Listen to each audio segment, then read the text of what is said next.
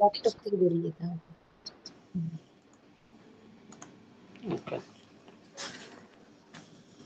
স্বামী বিবেকানন্দ যখন ভারত পরিক্রমাতে উনি বেরিয়েছিলেন 1888 থেকে 1893 সাল, সেই সময়ে যে ভারতবর্ষের পরিস্থিতি, সেটা আমরা যদি একবার সামাজিক প্রেক্ষাপটটা দেখি, তখন অর্থনৈতিক ইতিহাসে একটা মহা সংকটকাল চলছে।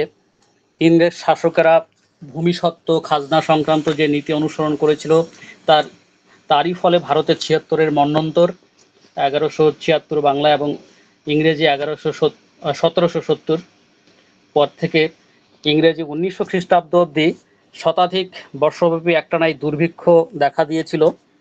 এবং সেখানে তিনি ভারতবর্ষের বিভিন্ন প্রান্তে যেখানে গেছেন, লক্ষ লক্ষ মানুষের যে দুর্ভিক্ষ পীড়িত দুর্দশার দৃশ্য স্বচক্ষে সেটা অনুভব করেছেন।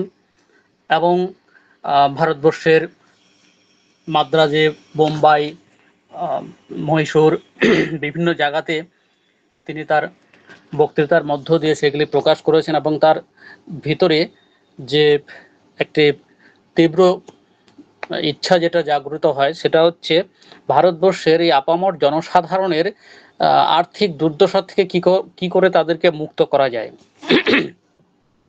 এবং সেই লক্ষ্যেই তিনি কিন্তু তার যে বিভিন্ন পরিকল্পনা, সেই জিনিসগুলিকে ঠিক করেছিলেন। এবং আমরা জানি তার চিকাগো বক্তৃতার মহাসভাতে যাওয়ার যে পরিকল্পনা, সেটারও একটা অন্যতম উদ্দেশ্য ছিল সেখানে গিয়ে কিছু অর্থ উপার্জন করে দেশের মানুষের কল্যাণের জন্য কিছু করা। এই অনাহার ক্লিষ্ট মানুষের জন্য যদি কিছু করা যায়, তিনি বিভিন্ন জমিদার, রাজা মহারাজা, তাদের কাছে সাহায্যের জন্য বা এই দরিদ্র মানুষের কল্যাণের জন্য কিছু করার জন্য নানাভাবে বিভিন্ন সময়ে প্রার্থনা করেছিলেন। কিন্তু তাতেও কিন্তু বেশিরভাগ জায়গাতেই তিনি হতাশাগ্রস্ত হয়েছিলেন। এবং সেই জায়গা থেকে তার অনুগামী শিষ্যদের প্রতি তার যে বাণী, বিভিন্ন বাণীর থেকে আমরা সেই সব জিনিসগুলি পাই। শিক্ষা সম্পর্কে তার যে কথা, সেখানেও আমরা দেখেছি তিনি ম্যান মেকিং এডুকেশনের কথা বলছেন। এবং যে বিদ্যার তিনি বলছেন যে বিদ্যার উন্মেষে ইতর সাধারণকে জীবন সংগ্রামে সমর্থ করিতে পারা যায় না, যাতে মানুষের চরিত্র বল, পরার্থপরতা, সিংহ সাহসিকতা এনে দেয় না, সে কি আবার শিক্ষা? যে শিক্ষায় জীবনের নিজের পায়ের উপরে দাঁড়াতে পারা যায়, সেই হচ্ছে শিক্ষা। তো ম্যান মেকিং এবং নিজের পায়ে দাঁড়ানোর শিক্ষা, সেই শিক্ষার কথাই তিনি কিন্তু জোর দিয়ে বলছিলেন। আবার এদিকে যদি আমরা আরেকটা ঘটনা দেখি, 2003 সালে 16 এপ্রিল ভারতবর্ষের রাষ্ট্রপতি ভবন, সেখানে দুজনের মধ্যে কথোপকথন চলছে। একজন তৎকালীন রাষ্ট্রপতি ডক্টর এপিজে আব্দুল কালাম এবং আরেকজন রামকৃষ্ণ মিশনের বরিষ্ঠ সন্ন্যাসী স্বামী নিখিলেশ্বরানন্দজি। তাদের বক্তব্যের বিষয় হচ্ছে এই দেশের কিভাবে উন্নতি ঘটানো যায়। এবং সেখানে একটি কথা উঠে আসে যে দেশের সমস্ত সম্পদ যদি কোনো একটি গ্রামের মধ্যেও দেওয়া যায়, তবুও দেখা যাবে কিছুদিন পরে তাদের যেই সেই অবস্থায় চলে আসবে, কারণ দেশের মানুষের চরিত্রটি ভালো করে গড়ে ওঠেনি। তো সেই স্বামী নিখিলেশ্বরানন্দজির পরামর্শক্রমে দুজনেই সম্মত হলেন যে চলুন আমরা মানুষের চরিত্র গঠনের কাজটিকে শুরু করি। যে কথাটি স্বামী বিবেকানন্দ অনেক আগেই বলে দিয়ে গেছিলেন যে man making character building is my mission. অর্থাৎ মানুষের বা দেশের জনসাধারণের যদি চরিত্র সঠিকভাবে নির্মিত না হয়, তাহলে সেই জায়গাতে তাদের দ্বারা কোনো কাজই সুষ্ঠুভাবে বা মহৎ উদ্দেশ্যে সেগুলি সম্পন্ন করা সম্ভব নয়। তো সেই জায়গার থেকে আমরা আবার এও আমরা দেখেছি যে 31শে মে 1893 সালে বোম্বে থেকে যখন জাহাজে করে আমেরিকার উদ্দেশ্যে রওনা হচ্ছেন, সেই জাহাজে তার সহযাত্রী হিসাবে জামশেদজি টাটার সাথে যখন তার দেখা হয় এবং দুজনের কথোপকথনের মধ্য দিয়ে জামশেদজি টাটাকে তিনি কিন্তু ভারতবর্ষের শিল্প স্থাপনের জন্য অনুপ্রাণিত করেন। এবং তাদের মধ্যে যে পত্রালাপ, সেই পত্রালাপও রয়েছে। এবং পরবর্তীতে আমরা জানি যে জামশেদজি টাটা স্বামীজির অনুপ্রেরণায় যে প্রতিষ্ঠান তৈরি করেছিলেন, আইএসসি ব্যাঙ্গালোর, টিআইএফআর এবং আরও অনেক ব্যবসায়িক প্রতিষ্ঠান, সেই সব জিনিসে কিন্তু জামশেদজি টাটার থেকে শুরু করে আজকে ভারতবর্ষের একটা আমূল পরিবর্তন, এবং বলা যায় তার নেপথ্যে স্বামী বিবেকানন্দের সেই অনুপ্রেরণা কার্যশীল হয়েছিল।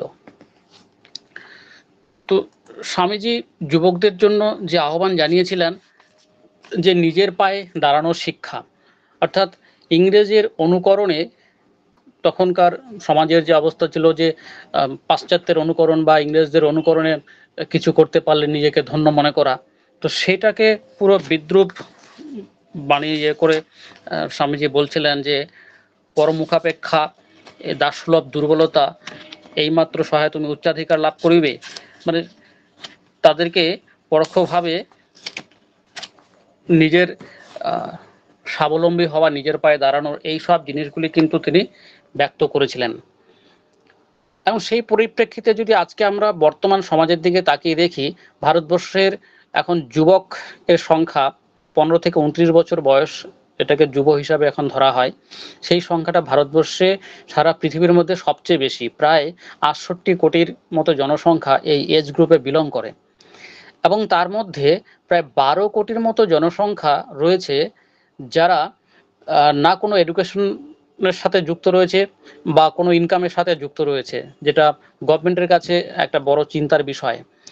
তো এই ইউথ পপুলেশনকে কিভাবে স্বনির্ভর করা যায় এবং কোনো একটা সোসাইটির ভালো হয়ে ওঠার, ভালো থাকার জন্য যে 3টি শর্ত, তার মধ্যে একটি হচ্ছে মানুষের আত্মরক্ষার ব্যবস্থা করা, দ্বিতীয়টি হচ্ছে প্রতিটি মানুষ ও গোষ্ঠীর আত্মমর্যাদা লাভ, এবং তৃতীয়টি হচ্ছে প্রতিটি মানুষের সর্বপ্রকার দাসত্ব হতে মুক্তি। এটা বর্তমান যে অর্থনীতিবিদ তাদের অনুসারে, যেগুলি স্বামীজির বহু বছর আগেই একই রকম ধারণা পোষণ করে গিয়েছিলেন, বা বলা যায় যে বর্তমান যে অর্থনীতিবিদ তাদের পূর্বসূরি হিসাবে তিনি কাজ করেছিলেন। এই যুবদের উন্নয়নের জন্য, উন্নতির জন্য বর্তমানে ভারতবর্ষে প্রায় 2014 সালের হিসেব অনুসারে প্রায় 36 কোটি যুবক, যেখানে 27 কোটির মতো রয়েছে চায়নাতে, কিন্তু দুর্ভাগ্যক্রমে এদের মধ্যে যে সেই স্কিল্ড পপুলেশন 5%-এর মতো ছিল, সেটা 2014 হিসাব, এখন সেটা হয়তো কিছুটা বেড়েছে, কিন্তু তবু আশানুরূপ নয়, যারা নিজেকে স্কিল্ড করে সমাজের উন্নতিতে সক্রিয় অংশগ্রহণ করতে পারে। তো সেই ক্ষেত্রে ন্যাশন বিল্ডিং করার জন্য আমাদের যে ইউথ, সেই ইউথদেরকে গড়ে তোলা খুব দরকার, এবং সেখানে প্রথমেই কতগুলি জিনিস আসবে যে ইউথরা কীরকম হবে। স্বামীজির কথায় লৌহ দৃঢ় পেশি ইস্পাত কঠিন স্নায়ু, তো সেই জায়গাতে আমরা একটা দেখছি প্রথম পয়েন্টে থাকবে একটা গুড হেলথ, তাদের লিডারশিপ কোয়ালিটি থাকা, এবং তাদের অন্তরটা সুন্দরভাবে গড়ে উঠবে, তাদের একটা ভালো একটা মন থাকবে, তাদের একটা ভালো চরিত্রের অধিকারী হবে, এবং স্বাভাবিকভাবেই তাদের নানা রকম মূল্যবোধ, ভ্যালুজ সেগুলি যুক্ত থাকবে, টাইম ম্যানেজমেন্ট, স্কিল ডেভেলপমেন্ট, এই সব জিনিসগুলির যদি যুবকদের বিকাশ ঘটানো যায়, তাহলে তারা সমাজের একটা সম্পদ হিসাবে নিজেকে গড়ে তুলতে পারেন। গুড হেলথের ক্ষেত্রে আমরা অনেকগুলি জিনিস দেখব। একটা হচ্ছে ফিজিক্যাল হেলথ, তার জন্য regular exercise, yoga, sports activity. Mental health, meditation practice, mind concentration. Intellectual হেলথের জন্য ভালো বই পড়া, সৎগ্রন্থ পাঠ। এরপরে সোশ্যাল হেলথ, সেটার জন্য সামাজিক মানুষের সাথে তাদের যে ভালো সম্পর্ক তৈরি, এবং সর্বোপরি স্পিরিচুয়াল হেলথ, এবং তার জন্য prayer, service, meditation, self analysis, এই সব জিনিসগুলি সহায়ক হয়ে উঠতে পারে।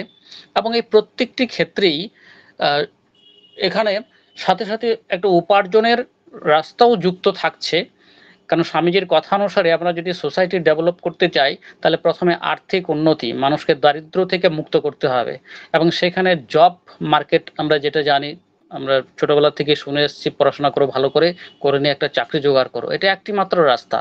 বর্তমান সময়ে প্রচুর রাস্তা আমাদের সামনে উন্মুক্ত আছে। সেখানে একটি মাত্র রাস্তা হচ্ছে জব মার্কেট। যে চাকরি না পারলে কি জীবনটা নষ্ট হয়ে যাবে? না, নষ্ট হবে না। অনেক রকম রাস্তা সেখানে রয়েছে। বর্তমানে সবার হাতেই ইন্টারনেট বা যোগাযোগ ব্যবস্থার এই যে উন্নতি টেকনোলজি, তার মধ্য দিয়ে কিন্তু অনেক কিছুই করা যায়। আমরা যখন কারো একটা সমস্যার সমাধান করি, মানুষ আমাদেরকে তার জন্য পে করে। তো সেরকমভাবে ইউথ পপুলেশন যারা রয়েছে তাদের প্রত্যেককেই স্কিল ডেভেলপমেন্টে গুরুত্ব দিতে হবে, লিডারশিপ কোয়ালিটিস ডেভেলপমেন্ট করতে হবে এবং হেলথ চ্যালেঞ্জ এখন সোসাইটির মধ্যে একটা খুব বড় চ্যালেঞ্জ। সেই ক্ষেত্রে হেলথ এক্সপার্ট বা ফিটনেস এক্সপার্ট কি করে শরীরকে সুস্থ রাখা যায়, নিউট্রিশন, যোগা, এক্সারসাইজ, এই সমস্ত কিছুর কোনোটাকে যদি তারা নিজেরা সেইখানে স্কিল ডেভেলপ করে এবং সেটার থ্রুতে মানুষের সমস্যার সমাধানে এগিয়ে আসতে পারে, তাহলে কিন্তু মানুষ তাদেরকে অনেক পে করছে। এবং এরকম আমরা প্রচুর হেলথ এক্সপার্ট দেখতে পাই যারা প্রচুর টাকা ইনকাম করছে। তো এই যোগা এক্সপার্ট, স্পোর্টস অ্যাক্টিভিটিস, এই সমস্ত দিকগুলিতেই কিন্তু উপার্জনের প্রভূত সুযোগ রয়েছে। শুধু নিজেদের সেই ক্ষেত্রে স্কিলগুলিকে ডেভেলপ করতে হবে। মেডিটেশন, মাইন্ড কনসেন্ট্রেশন, কাউন্সিলিং এবং নেক্সট আমরা দেখব এই লিডারশিপ কোয়ালিটি যে কোনো ক্ষেত্রেই যদি ভালো কিছু করতে হয় সেখানে আমাদের লিডারশিপ কোয়ালিটি ডেভেলপ করতে হবে। লিডারশিপ কোয়ালিটি এটা আমাদেরকে মোটিভেট করে, কোঅর্ডিনেশন থাকছে এবং এখানে empathy, consistency, honesty, communication, needs support from all, সব মানুষকে তাদেরকে সহযোগিতার হাত বাড়িয়ে দেওয়া, এরকম অনেকগুলি গুণের সমাহার সেখানে লিডার যে হবে তার মধ্যে থাকতে হবে। এখানে আরেকটা জিনিস উল্লেখ করব, সেটা হচ্ছে ক্যারেক্টার বিল্ডিং। আমাদের স্বামী জ্ঞানালোকানন্দজি খুব সুন্দরভাবে একটি অনুষ্ঠানে সেই সম্পর্কে আলোকপাত করেছিলেন যে চরিত্র গঠন কিভাবে সেটা হয়। আমাদের সবার হাতে 24 ঘন্টা সময় রয়েছে। এই 24 ঘন্টা সময়ের মধ্যে আমরা ঘুম বা প্রয়োজনীয় কাজ বাদে যে সময়টুকু থাকে সেটা আমরা কে কিভাবে খরচ করছি সেটা একটা খুব গুরুত্বপূর্ণ বিষয় হয়ে থাকে এই ব্যাপারে। স্বামীজি তখন বলছিলেন যে আমরা কোথায় সময়টাকে খরচ করছি, আমার সঙ্গটা কিরকম হচ্ছে, আমার অ্যাসোসিয়েশনটা কি। যদি অ্যাসোসিয়েশনটা ভালো হয়, সৎ হয়, তাহলে আমার মাথায় ভালো ভাবনা চিন্তা আসবে, সৎ চিন্তা আসবে। এবং যদি সৎ চিন্তা হয় তাহলে মুখে ভালো কথা আসবে, সৎ বাক্য। সৎ বাক্য থেকে সৎ কাজ, ভালো কাজ করার ইচ্ছে জাগবে এবং যখন সেই ইচ্ছেটা ঘনীভূত হয় আমরা সেই কাজটা করি। রিপিটেডলি যখন কোনো একটা আমরা কাজ করি সেখান থেকে একটা অভ্যাসের জন্ম হয় এবং সেই অভ্যাসটা যখন আমাদের স্থায়ী হয় সেখান থেকে একটা প্রবণতার তৈরি হয় এবং অনেকগুলি প্রবণতার সমষ্টি, সেটাকে আমরা চরিত্র বলছি। তো এই অ্যাসোসিয়েশন বা সঙ্গ সেটা যদি খারাপ হয়, কুসঙ্গ থেকে কুচিন্তা, কুচিন্তার থেকে কুবাক্য, সেখান থেকে কুকাজ, সেখান থেকে আসবে কুঅভ্যাস, কুঅভ্যাস থেকে কুপ্রবণতা, সেখান থেকে হবে কুচরিত্র, কুচরিত্র হওয়া মানে আমার দুর্ভাগ্য তৈরি হলো। তাহলে সৌভাগ্য বা দুর্ভাগ্য অর্থাৎ আমার সুচরিত্র বা কুচরিত্র কিরকম তৈরি হবে সেটা অ্যাসোসিয়েশনটা একটা বড় ফ্যাক্টর হয়ে থাকছে। যখন আমার অভ্যাসটা ভালো হবে, অর্থাৎ আমি রিপিটেডলি একটা ভালো কাজ করছি, সেখান থেকে একটা ভালো অভ্যাস তৈরি হচ্ছে, এই ভালো অভ্যাসগুলিকে বলা যেতে পারে ভ্যালুস বা মূল্যবোধ। এরকম অনেকগুলি ভালো অভ্যাস যদি আমি কাল্টিভেট করতে পারি তাহলে আমার মধ্যে অনেকগুলি ভালো প্রবণতার সৃষ্টি হবে এবং সেই প্রবণতাগুলির সমষ্টিকেই চরিত্র বলা হচ্ছে। এবং এই প্রবণতাগুলি সেগুলি আবার ৩ রকম হয়ে থাকে। একটিকে বলা হচ্ছে পাশবিক প্রবৃত্তি, স্ন্যাচিং টেন্ডেন্সি, অন্যের জিনিসটাকে অন্যায়ভাবে ছিনিয়ে নেওয়ার যে প্রবৃত্তি, পাশবিক প্রবৃত্তি। একটি হচ্ছে হিউম্যান টেন্ডেন্সি। হিউম্যান টেন্ডেন্সি মানে শেয়ারিং প্রবৃত্তি থাকছে। কোথাও হয়তো অনুষ্ঠানে টিফিনের প্যাকেট বিতরণ হচ্ছে, ছেলেরা সবাই টিফিনের প্যাকেট পেয়েছে, কেউ হয়তো মিস করে গেছে, একজন তার নিজের প্যাকেট থেকে পাশে আরেকজনের সাথে ভাগাভাগি করে সেটাকে খাচ্ছে। এই যে প্রবণতা সেটাকে বলা হচ্ছে হিউম্যান টেন্ডেন্সি বা মানবিক প্রবৃত্তি। আবার এরকমও দেখা যায় যে কেউ হয়তো নিজের যে প্যাকেটটা ছিল সেটা অন্য কাউকে পুরো দান করে দিয়ে দিল, যে হয়তো একদম বেশি ক্ষুধার্ত বা তার মনে হয়েছে যে না ওর বেশি দরকার। তো স্যাক্রিফাইস, এই স্যাক্রিফাইস যে প্রবণতা সেটাকে বলা হয় দৈব প্রবৃত্তি বা ডিভাইন টেন্ডেন্সি। এই ডিভাইন টেন্ডেন্সি এই এই ক্যাটাগরির যে মানুষ সচরাচর খুব একটা দেখা না গেলেও আমাদের প্রত্যেকের বাড়িতেই অন্তত একজন করে থাকে। সেটা হচ্ছে আমাদের মা। ভালো মন্দ রান্না হলো এবং সেখান থেকে দেখা যাবে যে সবাইকে দিয়ে নিজের জন্য যা ছিল সেটাও হয়তো ছেলে মেয়েরা কেউ যখন চাইছে তাকে দিয়ে দিচ্ছে।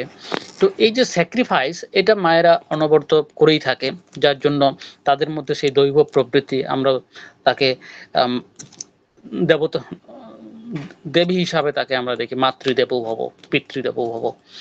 তো এই ৩ রকম টেন্ডেন্সি আমাদের মধ্যে থাকে। If the habits formed are good, যদি এই যে অভ্যাসগুলি ভালো হয়, they are called qualities of character or values. The divinity is connected with sacrifice which again associated with unselfishness. তো আমাদের মধ্যে যে দেবত্ব সেটাও আবার এই স্যাক্রিফাইস এর সাথে কানেক্টেড, যেটা আবার নিঃস্বার্থপরতার সাথে যুক্ত। অর্থাৎ আমরা যে মুহূর্তে নিঃস্বার্থপর হই আমরা তখন কিন্তু এই দৈব প্রবৃত্তির ক্যাটাগরিতে আমরা সেখানে পৌঁছে আমাদের মধ্যে দেবত্ব জেগে ওঠে। স্বামীজি বলছেন আনসেলফিশনেস ইট গড, অর্থাৎ এই নিঃস্বার্থপরতাই হচ্ছে ভগবান। তো স্বামী বিবেকানন্দের চরিত্রের মধ্যে আমরা এরকম অনেকগুলি ভালো গুণ বা মূল্যবোধ সেই সব জিনিসগুলি দেখতে পাই। এখানে একটি চার্টের মধ্যে ২৪টি গুণের একটা সমষ্টি দেখানো হয়, যেগুলি প্রত্যেকটা যুবকের ইউথের থাকা দরকার এবং স্বামীজির মধ্যে সেগুলি ছিল। আমি বলে দিচ্ছি: আত্মশ্রদ্ধা, আত্মবিশ্বাস, স্বচ্ছ চিন্তা, সাহস, শ্রমশীলতা, নিষ্ঠা, উদ্যম, উপযোগ বুদ্ধি, আত্মসংযম, বিশ্বস্ততা, সেবাপরায়ণতা, স্বার্থশূন্যতা, সাধারণ বুদ্ধি, পরিচ্ছন্নতা, নিয়মানুবর্তিতা, অবিচলতা, আত্মনির্ভরতা, সহনশীলতা, সৌজন্য, ধৈর্য, সহানুভূতি, সততা, দৃঢ় সংকল্প, সত্যনিষ্ঠা। এই সবগুলি হচ্ছে কতগুলি বিশেষ গুণ, যেগুলি আমাদের সবার মধ্যে হয়তো আছে, কারোর মধ্যে একটু কম, কারোর মধ্যে একটু বেশি। সেইগুলিকে যদি একটু পরিচর্চা করা যায় তাহলে দেখা যাবে আমাদের মধ্যে সেই গুণগুলি ডেভেলপড হয়ে উঠছে, আমরাও এক একজন মানব সম্পদে পরিণত হচ্ছি। স্বামীজি বলছেন যে whatever you think you become, if you consider yourself weak you will become weak, if you consider yourself strong you will become strong. আমরা নিজেকে দুর্বল ভাবলে দুর্বল হব, সবল ভাবলে সবল হয়ে উঠব। এবং আমরা সারাদিনে যে ভাবনা চিন্তাগুলি ভাবছি, মাথায় আমাদের নানা রকম চিন্তা ভাবনা দিনে আসে, সেখানে যদি নেগেটিভ ভাবনা চিন্তাকে আমি অ্যালাউ করি তাহলে তার যে আউটপুট সেটা হবে নেগেটিভ। আর যদি পজিটিভ ভাবনা চিন্তাকে আমি অ্যালাউ করি তার পজিটিভ আউটপুট আসবে। গৌতম বুদ্ধদেবও বলছেন the mind is everything, what you think you become. আমরা যা কিছু ভাবি আমরা তাই হয়ে উঠি। এবারে এই বিভিন্ন রকম যে ভ্যালুসগুলি, সেই ভ্যালুসগুলি আমাদের কিন্তু প্রত্যেকটা ক্ষেত্রেই একটা বড় রোল প্লে করে। এখন টাইপস অফ ভ্যালুস, এই ভ্যালুসের মধ্যে আমাদের পার্সোনাল ভ্যালুস, প্রত্যেকেই আমাদের কিন্তু একটা ব্র্যান্ড আমরা তৈরি করছি। যেমন বড় কোম্পানির ক্ষেত্রে তাদের একটা ব্র্যান্ড ভ্যালু থাকে, মোবাইলের ক্ষেত্রে আমরা অ্যাপলের মোবাইল, স্যামসাংয়ের মোবাইল, নামটা শোনা মাত্রই আমাদের মধ্যে কতগুলি বৈশিষ্ট্য চলে আসে, এই ফিচার্স, এই জিনিসগুলি থাকে। ঠিক একই রকম মানুষের নাম উচ্চারণের সাথে সাথে তারও কিন্তু একটা ব্র্যান্ড চলে আসে। স্বামী বিবেকানন্দ নিজে একটি ব্র্যান্ড, তার নামটি উচ্চারণ হওয়ার সাথে সাথে আমরাও কিন্তু বেশ অনেকগুলি চরিত্রের তার যে গুণাবলী সেগুলি আমাদের চোখের সামনে মনের মধ্যে ভেসে ওঠে, যে স্বামীজি মানে এই, স্বামীজি মানে এই। তো পার্সোনাল ভ্যালুস আমরা আমাদের প্রত্যেকেরই সেই যে ব্র্যান্ড, সেই ব্র্যান্ডটাকে তৈরি করতে পারি। তার জন্য আমাদের মধ্যে ওই বিশেষ গুণগুলিকে ডেভেলপ করা, সেটাকে কাল্টিভেট করা, আমরা নিয়মিতভাবে যদি সেগুলি চর্চা করি তাহলে আমাদের মধ্যে ওগুলি বেড়ে উঠবে, মানুষের কাছে আমরাও একটা ব্র্যান্ডে পরিণত হতে পারি। রিলিজিয়াস ভ্যালুস থাকছে, একইভাবে সোশ্যাল ভ্যালুস, সামাজিক মূল্যবোধ, economic values, intellectual values, political values, ethical values, এরকম নানা রকম প্রত্যেকটা ক্ষেত্রেই তার কিছু রুলস রেগুলেশন, নিয়মানুবর্তিতা, এইসব জিনিসগুলি বা একটা ব্র্যান্ড সেটা থাকা খুবই দরকার। আমরা টাইম ম্যানেজমেন্টের কথা সেটাও দরকার। কোনো কিছু করতে গেলে সেটা টাইম ম্যানেজমেন্ট একটা বড় জিনিস। এখানে আ একটা কোয়াড্রেন্ট তৈরি করা হয় ইম্পোর্টেন্সের বেসিসে। লো ইম্পোর্টেন্স, হাই ইম্পোর্টেন্স এবং আর্জেন্সি, হাই আর্জেন্সি, লো আর্জেন্সি। তাহলে আমার আল হাই মানে খুবই প্রয়োজনীয় আ এখনই করা দরকার, কিন্তু দেখা যাচ্ছে তার ইম্পোর্টেন্স কম, লো ইম্পোর্টেন্স। তাহলে সেই কাজটা আমার পরে করলেও হচ্ছে। তাহলে আমার যে কাজগুলি সারাদিনের মধ্যে আমার সামনে আসছে, সেটাকে যদি আমি এই গুরুত্ব অনুসারে ভাগ করে নেই, তাহলে সবচেয়ে আগে যেটা করব, যেটা হচ্ছে এখনই দরকার হাই আর্জেন্সি এবং হাই ইম্পোর্টেন্স, সেটাকে আমি ফার্স্ট করব। তারপরে যাব হাই ইম্পোর্টেন্স এবং লো আর্জেন্সি, সেই অ্যাক্টিভিটিস গুলিকে নেক্সট, এবং তারপরে আসবে আ লো ইম্পোর্টেন্স এবং হাই আর্জেন্সি।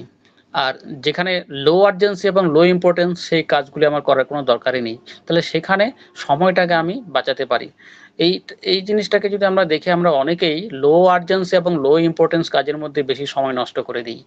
তো টাইম ম্যানেজমেন্ট সেটাও একটা গুরুত্বপূর্ণ বিষয় যেকোনো কাজে সাফল্যের ক্ষেত্রে। এবং আরেকটি যেটি দরকার, আমাদের স্কিল ডেভেলপমেন্ট। প্রত্যেকের ক্ষেত্রেই তার যে ক্ষেত্রে ভালো লাগে সেই ক্ষেত্রে স্কিল ডেভেলপ করার জন্য যত্নবান হওয়া খুবই দরকার। কারো হয়তো যদি খেলাধুলা ভালো লাগে, সে খেলাধুলার ক্ষেত্রে তার স্কিল ডেভেলপ করতে পারে এবং সেটা দিয়েই সে ক্যারিয়ার তৈরি করতে পারে। গান বাজনার থেকে কারো যদি ডান্স ভালো হয়, এরকম যার যেটা ভালো লাগার ক্ষেত্র, সেটাকে যদি সে অনুশীলন করে সেক্ষেত্রে স্কিল ডেভেলপ করে, সেটা দিয়েই কিন্তু সে তার ফিউচার তৈরি করতে পারে। স্কিল ইন্ডিয়া মিশন, যেটা আমাদের ইউথ জেনারেশনকে হাতে কলমে শিক্ষা দিয়ে তাদেরকে স্বনির্ভর করার লক্ষ্যে খুব গুরুত্বপূর্ণ ভূমিকা পালন করছে। কিন্তু এই ক্ষেত্রেও দেখা যায় অনেক ক্ষেত্রেই যে না, আমি কোনো ট্রেনিং নিব না, আমি বসে বসে ইনকাম পাবো, এরকম একটা মানসিকতা দেখা যায়। তো সেই ক্ষেত্রে আমাদের পুরুলিয়াতে এরকম উদাহরণ রয়েছে যে তাদেরকে মাসে ১৫০০ টাকা করে স্টাইপেন্ড দেওয়া হবে এবং কাজ শেখার পর তাদেরকে উপার্জনের একদম নির্দিষ্ট ব্যবস্থা থাকবে। তা সত্ত্বেও দেখা যাচ্ছে সেই ট্রেনিংটাতে গুটি কতক ২-১ জন ছাড়া কেউ এপ্লাই করল না। কারণ হচ্ছে তাদের ওই ১ম এই প্রশ্ন হচ্ছে কদিন ক্লাস করতে হবে। অর্থাৎ ক্লাস না করে যদি সেটা পাওয়া যায়। তো এই মানসিকতার থেকেও বেরিয়ে আসা খুব দরকার। যেখানে সুযোগ থাকছে নিজের স্কিল ডেভেলপ করার, তো সেই সুযোগগুলোকে কাজে লাগানো। কারণ আমাদের স্কিলড হতেই হবে। স্কিলড না হলে সুযোগ থাকা সত্ত্বেও সেই সুযোগের সদ্ব্যবহার আমরা করতে পারবো না। এবং এখানে অবশ্যই আরেকটা গুরুত্বপূর্ণ জিনিস যেটা আসবে, আমাদের ফার্স্ট ফিজিক্যাল হেলথ একে ঠিক করা। তার জন্য শারীরিক পরিশ্রম এসব করে নিয়ে আমরা ফিজিক্যাল হেলথকে ঠিক করতে পারি এবং তার সাথে অবশ্যই নিউট্রিশন, এডিকুয়েট রেস্ট, এইসব জিনিসগুলি আসবে। ফিজিক্যাল হেলথ ঠিক হওয়ার পর আমাদের মেন্টাল হেলথ, মেন্টাল হেলথ সেটাকে ঠিক করা। আমাদের 90% এর মতো মানুষ ফিজিক্যালি ফিট হওয়া সত্ত্বেও তারা কিন্তু মেন্টালি ইল। এটা মেডিকেল সায়েন্সেরই একটি হিসাব, এক ডাক্তারবাবুর কথা। তিনি সাইকোলজিস্ট, তিনি বলছিলেন যে আমরা 90% মানুষ মানসিকভাবে অসুস্থ।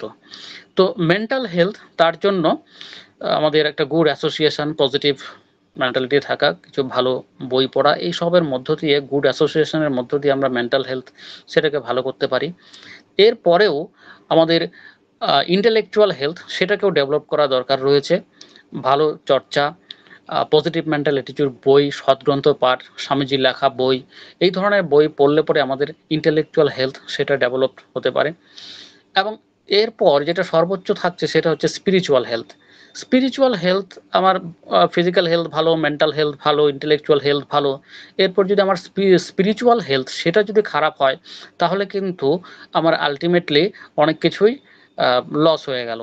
কারণ স্পিরিচুয়াল হেলথ ছাড়া সেই সব মানে অনেক কিছুই কাজ সুষ্ঠুভাবে করা সম্ভব নয়।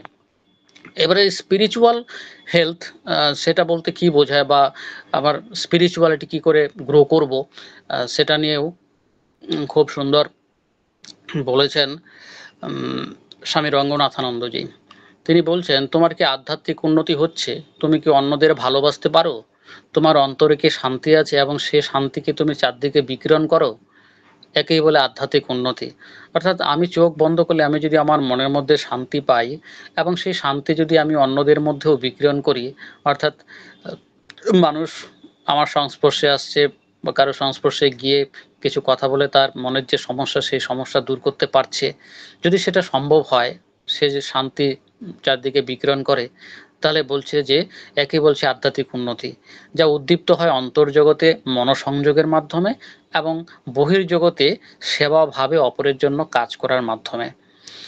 তো এই আধ্যাত্মিক উন্নতি, এই উন্নতি আমাদের মধ্যে যখন ঘটবে কতগুলি লক্ষণ দেখা যাবে, সেটা কি?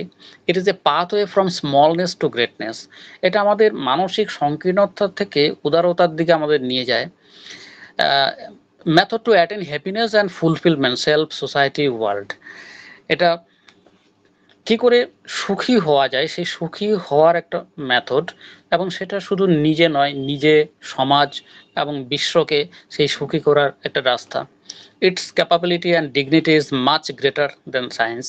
Spirituality establishes best qualities into every aspect of one's life. একটা মানুষের জীবনে সবচেয়ে ভালো যে গুণগুলি, সেই গুণগুলিকে প্রতিষ্ঠা করে স্পিরিচুয়ালিটি।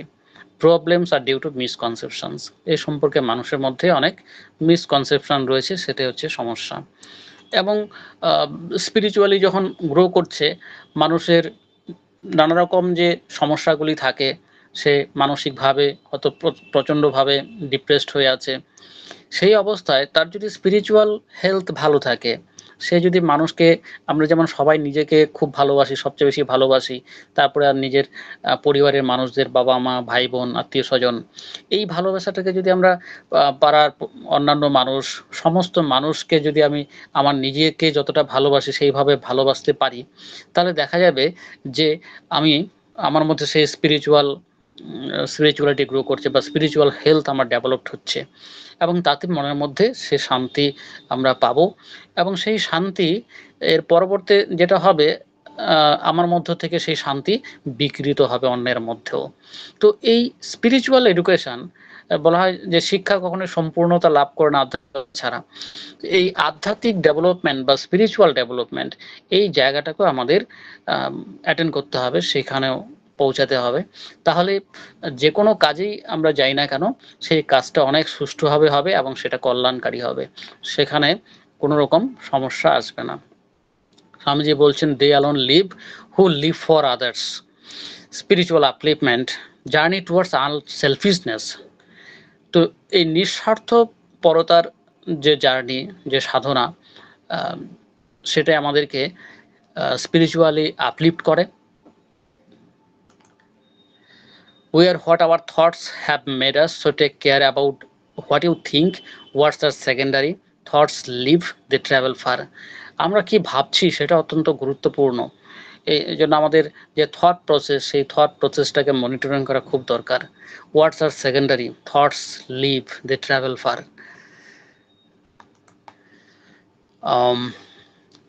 আমি আর কতটা সময় পেতে পারি?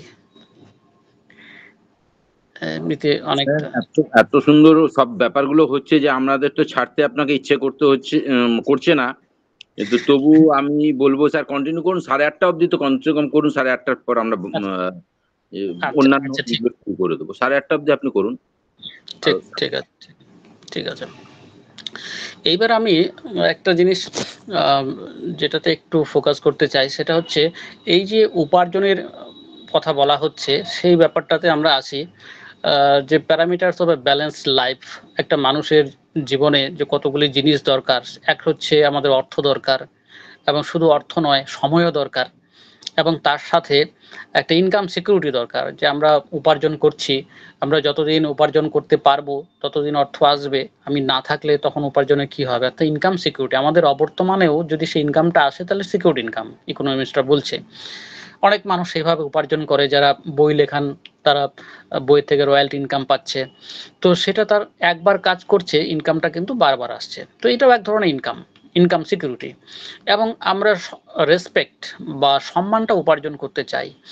হেলথ এবং পিস অফ মাইন্ড, অর্থাৎ money, time, income security, respect, health, peace of mind, এই সব জিনিসগুলি যদি আমার কাছে পর্যাপ্ত থাকে, তাহলে এটা বলা হয় যে আমার লাইফটা একটা ব্যালেন্সড লাইফ। এবং সেক্ষেত্রে আমরা যদি দেখে আমরা কত রকমভাবে ইনকামটা করি, তাহলে এখানে দেখা যাবে মূলত ৩ রকমভাবে ইনকামটা আসে। একটা হচ্ছে টাইম বেসড ইনকাম।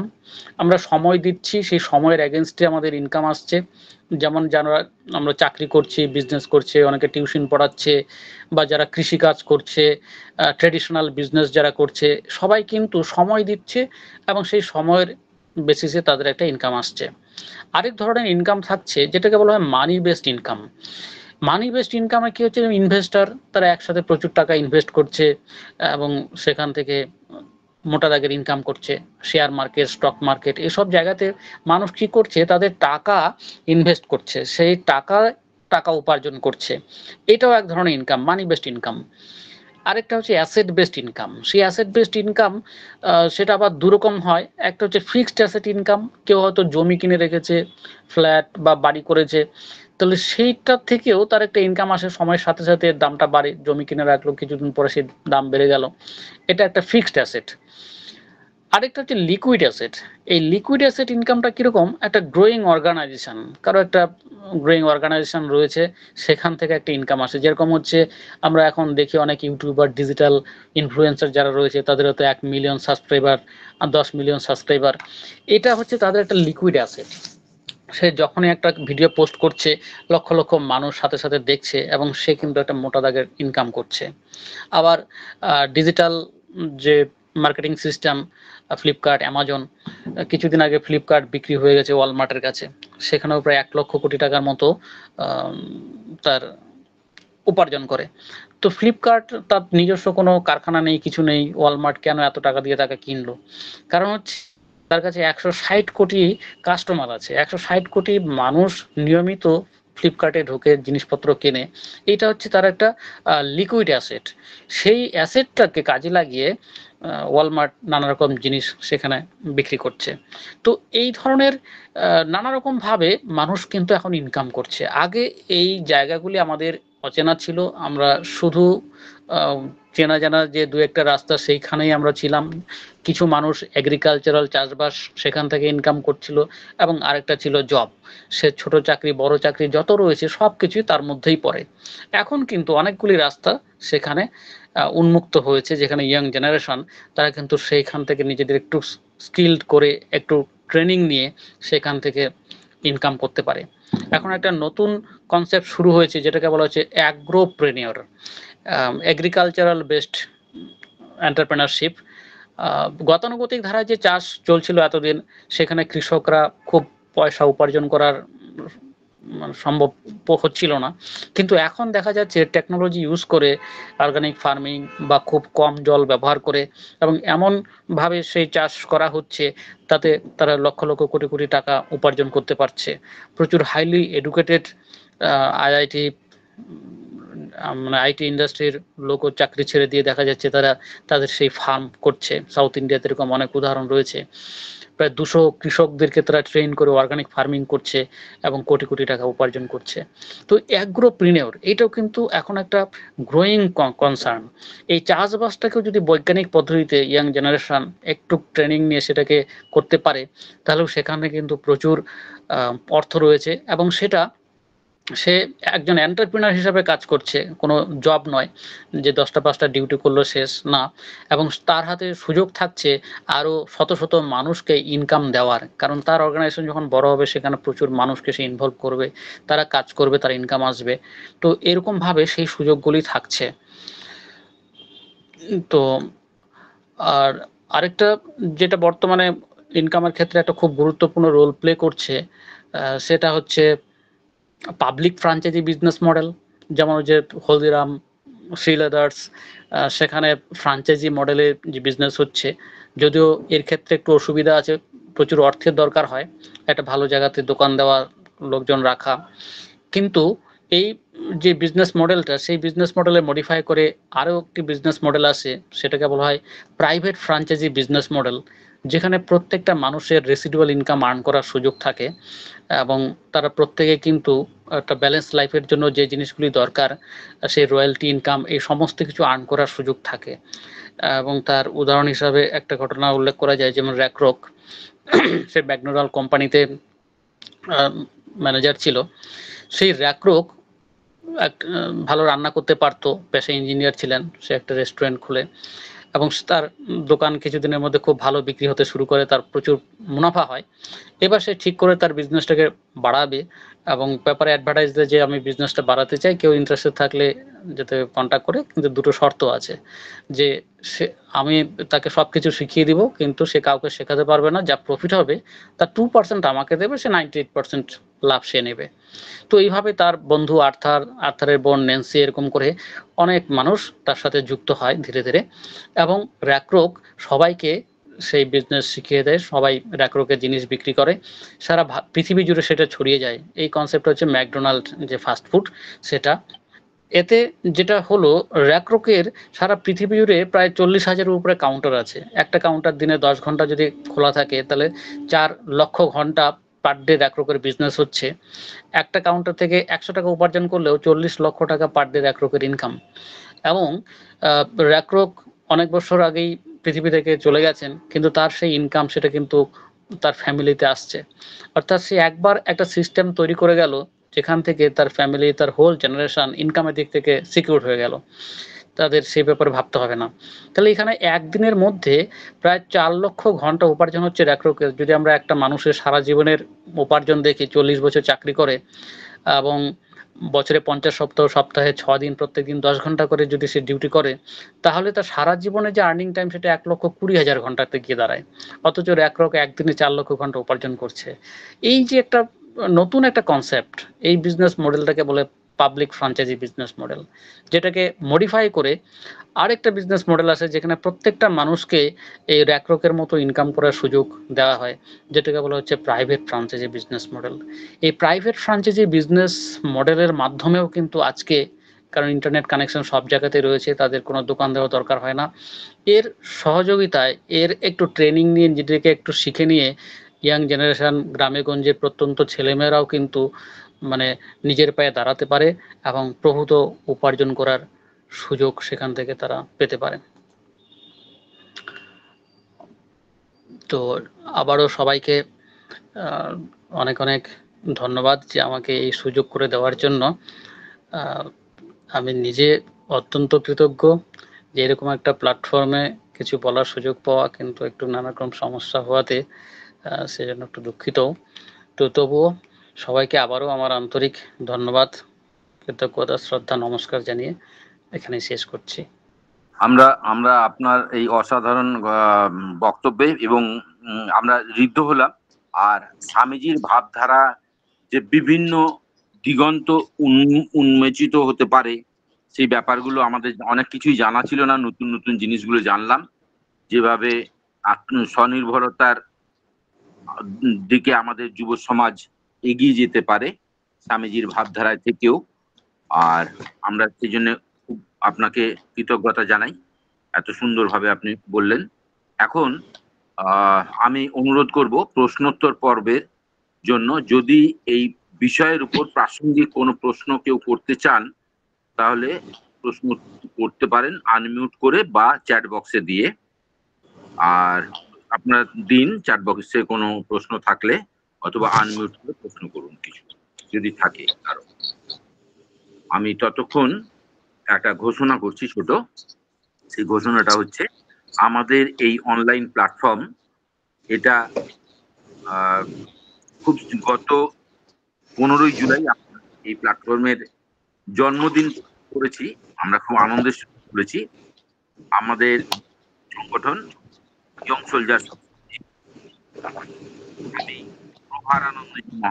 প্রভারানন্দজি চন্দন মহারাজের অনুপ্রেরণায় তৈরি হয়েছিল স্বামীজির যে 4টে যোগের সমন্বয়ে আমরা নিজেদের চরিত্র গঠন এবং বি অ্যান্ড মেকের স্বামীজির নির্দেশ অনুযায়ী আমরা নিজেদের তৈরি করে এবং সমাজের ছোট বাচ্চাদের, শিশুদের মধ্যে স্বামীজির ভাবধারা ছড়িয়ে দিয়ে তাদেরও তৈরি করার প্রয়াস চালাই। স্বামীজির 4টা যোগের সমন্বয়ে আমরা সকালবেলা প্রাত্যহিক অনুষ্ঠান করি, যাতে বৈদিক শান্তি মন্ত্র পাঠ, ধ্যান, সংকল্প বাক্য পাঠ, স্বামীজির স্বদেশ মন্ত্র এবং যুব মহামণ্ডলের বই ও স্বামীজির বই থেকে পাঠ ও আলোচনা পাঠচক্র প্রতিদিন আমরা এই কাজটা করি এবং সন্ধ্যাবেলা সান্ধ্য প্রার্থনা করতে সম্মিলিত হই। ঠিক একই বাহ! রকম আমাদের আর একটি সংগঠন মায়েদের সংগঠন, যেখানে শুধুমাত্র মহিলাদের দ্বারা পরিচালিত সেই সংগঠনে এই একই কার্যকলাপ হয় এবং উভয় সংগঠনই সমাজ সেবার সঙ্গেও বিভিন্নভাবে যুক্ত রয়েছে। বিভিন্ন ভিটিপি কার্যকলাপ, ভেরিয়াস ট্রেনিং প্রোগ্রামের মধ্যে স্বনির্ভরতার যে সমস্ত দিকগুলো স্যার বললেন, অতটা তো আমরা করতে পারি না, কিন্তু তা সত্ত্বেও আমরা কম্পিউটার লার্নিং, ইংরেজি স্পিকিং, সংস্কৃত শিক্ষা, গীতার শিক্ষা, বিভিন্ন গান, নাচের প্রোগ্রাম মাইন্ডের গ্রুপে সেই সমস্তগুলো শেখানো হয়। এছাড়া আমরা কিছু সমাজ সেবামূলক কাজ, যেখানে দরিদ্র নারায়ণ সেবা, পুজোর সময় কিছু বস্ত্র বিতরণ এবং এই সমস্ত কাজকর্ম করি। আপনারা যদি এই সংগঠনের সঙ্গে যুক্ত হতে চান, তাহলে চ্যাট বক্সে ফোন নাম্বার দিলে আমরা তাদের যুক্ত করে নেব। এখন আমি প্রশ্নোত্তর পর্বে ফিরে আসি। প্রশ্নোত্তর পর্বে যদি কারো প্রশ্ন থেকে থাকে প্রশ্ন করতে পারেন। আচ্ছা, আমি আমার যেটা হচ্ছে অর্গানিক ফুড যেটা তৈরি হয়, সেটা যদি মানে কয়েকজন যুবক বা একজন যুবক যদি করতে চায়, তার জন্য কিভাবে বা কোথায় যাওয়ার প্রয়োজন আছে, বা এ সংক্রান্ত বইপত্র কিভাবে যোগাযোগ পাওয়া যেতে পারে? আর শেয়ার মার্কেটিং এর ওপরে যদি কেউ এটা কি যৌথভাবে করা যেতে পারে, না সিঙ্গেল ভাবে করা যায়, কিন্তু তার জন্য প্রিপারেশন হিসেবে যদি কোনো সাজেশন দেন। এইটুকু স্যার, এটাই আমার প্রশ্ন। আচ্ছা, অর্গানিক ফ্রুট বা অর্গানিক যে চাষ, সেটা বর্তমানে কিন্তু খুব একটা লাভজনক ব্যবসার দিকে যাচ্ছে অনেক জায়গাতেই, এবং তার মার্কেট ভ্যালুও খুব ভালো। এবং সেটা যদি কেউ ইন্টারেস্টেড থাকে, তাহলে যেমন কৃষি বিজ্ঞান কেন্দ্র যেগুলি রয়েছে তাদের সাথে যোগাযোগ করলে সেখানে হাতে কলমে একদম ট্রেনিং এর ব্যবস্থা আছে। তারা সম্পূর্ণ রকম সহযোগিতাই করে দেবে। আমাদের পুরুলিয়াতে যেরকম কল্যাণের কৃষি বিজ্ঞান কেন্দ্র রয়েছে, তাদের যারা সায়েন্টিস্ট রয়েছেন তাদের সাথে আমাদের যোগাযোগ আছে, বিভিন্ন জায়গাতে প্রোগ্রাম হয়। যদি সেরকম হয়, তাদের কন্ট্যাক্ট নাম্বার রয়েছে, আপনি তাদের সাথে সরাসরি কথা বলতে পারবেন। ওনারা একদম ডিটেলসে মানে কি কি করতে হবে না করতে হবে সমস্ত রাস্তাই বলে দেবে, এবং সরকার থেকে কীরকম সহযোগিতা পাওয়া যায় সেই ব্যাপারগুলিও আরও ডিটেলস বলতে পারবে। এখন তো গভর্নমেন্ট থেকে নানা রকম লোন সেই সিস্টেম আছে, যাতে এন্টারপ্রেনারশিপ ডেভেলপমেন্টের জন্য তারা কিন্তু সাপোর্ট দিচ্ছে। সেটা একটা। আর দ্বিতীয় হচ্ছে শেয়ার মার্কেট মানে ইনভেস্টমেন্ট, সেটা আজকে আমার বলার ছিল, কিন্তু সেটা আমার স্কিপ হয়ে গেছে, মানে সময়ের অভাবে আর সেই জায়গাটাতে যাইনি। তবে এটা কিন্তু মানে আমি আমার ব্যক্তিগত অভিজ্ঞতায় বলুন বা কিছুদিন গত কয়েক বছরের কিছুটা আপডেট নিজেকে করেছি, সেখান থেকে এটা আমি বলতে পারি যে আমরা অনেক জিনিসগুলি ভুল করে ফেলি। আমরা ইনকাম করি, ইনকাম করার পরে কিছুটা হয়তো সেভিংস, বাকিটা আমরা এক্সপেন্ডিচারে শেষ করে দিই। ইনভেস্টমেন্ট এই জায়গাটা আমরা খুব একটা সড়গড় নই। আমরা যারা চাকরি করছি আমরা নিজেরাও জানতাম না যে কি করে সেই টাকাটাকে আরো বাড়ানো যেতে পারে। যেমন ধরুন, আমরা একটা ছাত্র বা ছাত্রী, সে যখন পড়াশোনা করছে, বাবা মা হিসাবে তারা কিন্তু টিউশনির জন্য এখন প্রচুর টাকা খরচ করছে নানা রকম টিচার দিয়ে, এবং তার পিছনে যদি মাসে ১,০০০ টাকা করে আলাদা একটা মিউচুয়াল ফান্ড করে সেখানে তার জন্য সে জমায় মাসে মাসে ৫০০ টাকা, ১,০০০ টাকা, যার যেরকম সামর্থ্য ২,০০০ টাকা, এবং এইটা দেখা যাবে যে আগামী ১৫ বা ২০ বছর পরে একটা খুব বড়সড় একটা অ্যামাউন্টে পরিণত হচ্ছে। প্রায় ৬০ লাখ থেকে ৭০ লাখ টাকা বা আরও বেশি হতে পারে।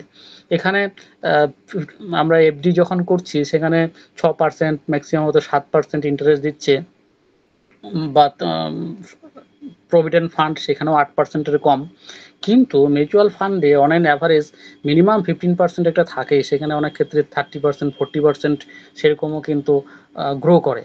এবং সেইখানে দেখা যাবে যে এই যে মাসে ৫০০ বা ১,০০০ টাকা করে ইনভেস্ট হচ্ছে সেই ছেলে বা মেয়েটির নামে, এবং সে যখন বড় হচ্ছে 15-20 বছর পর এই অ্যামাউন্টটাই একটা বড় সড়ো লামসাম অ্যামাউন্টে পরিণত হবে, প্রায় 60 লাখ কি 70 লাখ, আরো বেশি হতে পারে। এবার সেই টাকাটাকে সে খরচ না করে এসডব্লিউপি একটা প্ল্যান আছে, সিস্টেমেটিক উইথড্রয়াল প্ল্যান, সেখানে সে যদি ইনভেস্ট করে এবং মাসে মাসে ওখান থেকে কিন্তু বেতনের মতো সে উইথড্র করতে পারবে। যদি অ্যামাউন্টটা একটু বেশি হয়, সে দেখা যাচ্ছে যে না প্রায় 1 কোটি টাকার মতো একটা লামসাম অ্যামাউন্ট হলো বা কোনোভাবে একটা বড় অ্যামাউন্ট কেউ পেয়ে গেল, সেটাকে এসডব্লিউপি করে দিলে তার আর নতুন করে জমাতে হচ্ছে না, কিন্তু মাসে মাসে সে একটা পুরো স্যালারি সেখান থেকে পেয়ে যাচ্ছে, যতদিন বাঁচবে হোল লাইফ পেয়ে যাবে, তারপরেও দেখা যাবে যে খুব বড়সড় একটা অ্যামাউন্ট তার থেকে যাচ্ছে। এই জায়গাটা আমরা অনেকেই হয়তো সড়গড়, আমি নিজেও ছিলাম না, কিন্তু আমার এখন কিছুটা ধারণা হওয়ার পর মনে হচ্ছে প্রত্যেকটা ছেলেমেয়ের এই ইনভেস্টমেন্ট এই জায়গাটাতে যাওয়া দরকার। যার মানে এটা একটা হ্যাবিট করা দরকার। আমরা সেই হ্যাবিটের মধ্যে নেই, যার জন্য কিন্তু আমাদের এই পয়সাটা গ্রো করে না। যেখানে মারোয়ারি কমিউনিটি যারা রয়েছে তারা কিন্তু এটাকে সাংঘাতিকভাবে ব্যবহার করে। আমাদের অনেক কলিগরা রয়েছে, তারা কিন্তু এই মিউচুয়াল ফান্ড বা এই ইনভেস্টমেন্ট করে তাদের প্রচুর গ্রো অলরেডি করে ফেলেছে। শেয়ার মার্কেটে যদি আমি ডাইরেক্ট ইনভেস্ট করতে যাই তাহলে আমার একটু জানতে হবে, একটু শিখতে হবে, কিন্তু মিউচুয়াল ফান্ড সেদিক থেকে সেফ। মোবাইল অ্যাপের মাধ্যমেও আমরা সেটা করতে পারি। মাসে মাসে আমি একটা নির্দিষ্ট টাকা যেটা আমার সম্ভব হচ্ছে সেটা আমি ঠিক করে দিলাম। যেমন ফিক্সড আমরা ইয়েতে করি রেকারিং ডিপোজিট, ঠিক একই রকম ওই পার্টিকুলার ডেটে টাকাটা কেটে নেবে এবং মিউচুয়াল ফান্ডে সেটা ইনভেস্ট হবে। এবং কোন মিউচুয়াল ফান্ডে দেব সেটা একটু জেনে নিতে হয়। সেই মিউচুয়াল ফান্ডে ইনভেস্ট হতে থাকবে এবং দেখা যাবে ধীরে ধীরে একটা বড়সড় অ্যামাউন্ট আমরা ওখানে পাচ্ছি। আমরা এমনিতে নর্মাল যা ইনকাম করছি, কাজ করছি, সেটা ঠিক আছে। তার সাথে ওই মানি বেসড ইনকাম যেটা বললাম, এটা কিন্তু সেই টাকাটাই ম্যানিফোল্ড রিটার্ন তৈরি করছে। আমরা যেমন অনেকেই কমন ইনভেস্টমেন্ট বলতে যেটা বুঝি, ইন্স্যুরেন্স করি, এলআইসি করি, এলআইসি বা অন্য ধরনের যে ইন্স্যুরেন্সগুলি মূলত আমাদের কিন্তু অর্থটার মানে এটাকে গ্রো করে না। সেখানে কিন্তু আমাদের বেসিক্যালি ইনভেস্টমেন্টের দিক থেকে ভেরি ব্যাড ইনভেস্টমেন্ট। ইন্স্যুরেন্স দরকার বাড়ির যে আর্নিং মেম্বার, তার একটা টার্ম পলিসি দরকার এবং হেলথ ইন্স্যুরেন্স, এই দুটো কমন সবারই থাকা দরকার যারা আর্নিং মেম্বারে রয়েছে। আর বাকি যে টাকাটা সেটা বেটার হচ্ছে ইনভেস্ট করা, এসআইপির মাধ্যমেই হোক, মিউচুয়াল ফান্ডে। তাতে দেখা যাবে একটা বড়সড় অ্যামাউন্ট আসবে। আমরা সবসময় ভাবি যে চাকরি করব 60 বছর 65 বছর পরে আমার রিটায়ারমেন্ট হবে, কিন্তু আসল ব্যাপারটা তো সেটা নয়। আমি যদি ওই রিটায়ারমেন্ট যে কর্পাসটা, সেই অ্যামাউন্টটা তার আগেই তৈরি করে ফেলতে পারি এবং সেই টাকাটা থেকে আমার রিটায়ারমেন্টের যে অ্যামাউন্ট সেটা যদি বের করে নিয়ে আসতে পারি, তাহলে তো আমার এত বছর সেই দরকারই পড়ে না। যেটা কিন্তু এখন প্রচুর ইয়াংস্টাররা, ইয়াং ছেলেমেয়েরা, তারা কিন্তু ইউটিউবের মাধ্যমে লক্ষ লক্ষ টাকা উপার্জন করছে। এরা কিন্তু আর সেই চাকরির দিকে যাচ্ছে না, মাসে এরকমও 10 লাখ 20 লাখ তার চেয়ে বেশি ইনকাম করছে। এবং এরা এই ইনভেস্টমেন্ট জায়গাটাকে এত সুন্দর তৈরি করে নিচ্ছে যে ইন ফিউচার একটা ফিনান্সিয়াল ফ্রিডমের দিকে কিন্তু তারা যাচ্ছে। এই পার্সোনাল ফাইন্যান্স বা এই ফিনান্সিয়াল এডুকেশন, এই এডুকেশনটাও আমাদের বর্তমান সময়ে খুব জরুরি। আমরা বিভিন্ন সাবজেক্ট মানে পড়াই, এটা পড়ছে ওটা পড়ছে, তার জন্য টিউশন নিচ্ছে। একটা এই সাবজেক্ট হিসাবেও যদি ফিনান্সিয়াল এডুকেশন বা ইনভেস্টমেন্ট এডুকেশন এই জিনিসটাকে গুরুত্ব দেওয়া হয়, তাহলে আমার মনে হয় মানে এই অর্থনীতির আর্থিক যে সমস্যাগুলি অনেকাংশেই দূর করা সম্ভব এবং বর্তমান সময়ে এটা খুবই উপযোগী। ধন্যবাদ। স্যারকে অনেক ধন্যবাদ। স্যার নতুন দিশা আমাদের দেখালেন। আর আর আমাদের সময় অনেকখানি পেরিয়ে গেছে, তো এখন আমি প্রথাগতভাবে ধন্যবাদ জ্ঞাপনের জন্য আমাদের মধ্যে সর্ববরিষ্ঠ সদস্য শ্রদ্ধেয় শ্রী ফণীভূষণ সিংহ মহাশয়, যিনি স্বামী প্রভারানন্দজি মহারাজেরও বাবা, চন্দন মহারাজের বাবা, তিনি রয়েছেন। তাকে বলবো আপনি অল্প কথায় আমাদের বিশিষ্ট বক্তাকে তিনি একটু ধন্যবাদ জানাবেন। ফণীবাবু।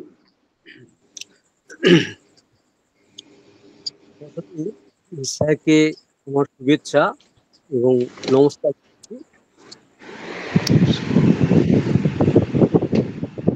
স্যারকে ধন্যবাদ জানানোর মতো ঔদ্ধত্য আমার নেই, তো উনি আজকের যে আলোচনাটা ছিল স্বামী বিবেকানন্দের স্বনির্ভরতা, আজকে দেশে কোটি কোটি মানুষ বেকার, যুবক বেকার হয়ে গেছে। হ্যাঁ, তো যে এই বেকারত্বের মূল কারণগুলো উনি সুন্দর করে বুঝিয়ে দিলেন, যে মেন হচ্ছে চরিত্র গঠন। এবং এই চরিত্র গঠনটা যদি খুব ভালো করে যুবকরা করতে পারে, তাহলে সে উম, আহ, তাহলে সে মানে স্বনির্ভর হয়ে যেতে পারবে। এত সুন্দর করে উনি বুঝিয়ে দিলেন, যেটা প্রত্যেকটা মানুষের অন্তঃস্থ হওয়া উচিত, যেটা ভালো করে বুঝিয়ে দিলেন। আরও একটা কথা, যে যুবকদের স্বনির্ভরতা করার জন্য যে health reading, spiritual, nutrition, yoga, sports, meditation, counselling, communication যেটা বললেন, এটা সুন্দর করে আরো বুঝিয়ে দিলেন।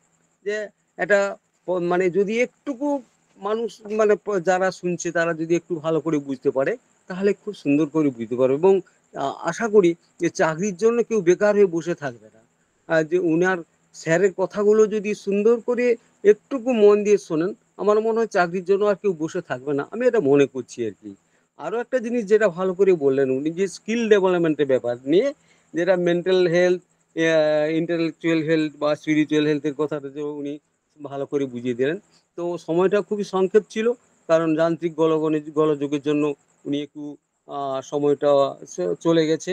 তো আমি আশা করব স্যারকে, যে এইরকমভাবে একটা শুভ সময় দেখে উনি যদি একটু ভালো করে বুঝিয়ে দিতে পারেন আরেকবার এসে, আমার মনে হয় খুব ভালো হবে। এবং আহ, এই সময়টা লেটের জন্য অনেকে বেরিয়ে গেলেন।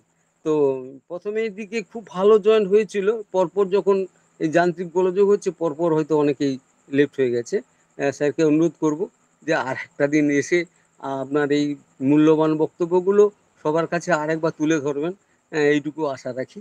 আহ, অবশেষে ধন্যবাদ জানাচ্ছি, ধন্যবাদ জানিয়ে সমাপ্ত শেষ করছি। নমস্কার।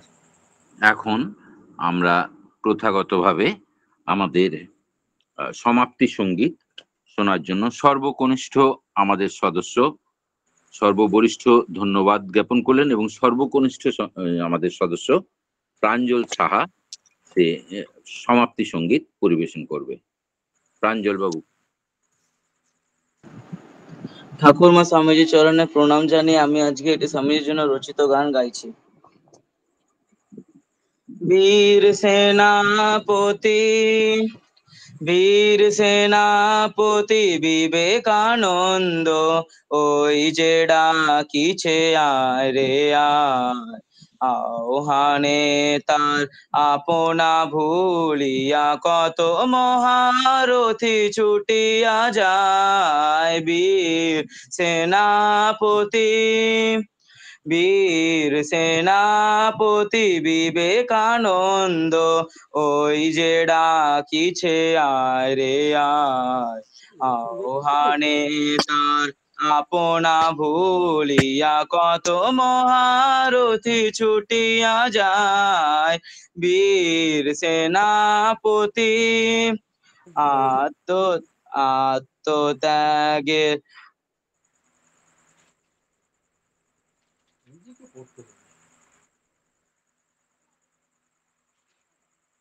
পেপার কি হয় দেখবে বলছি।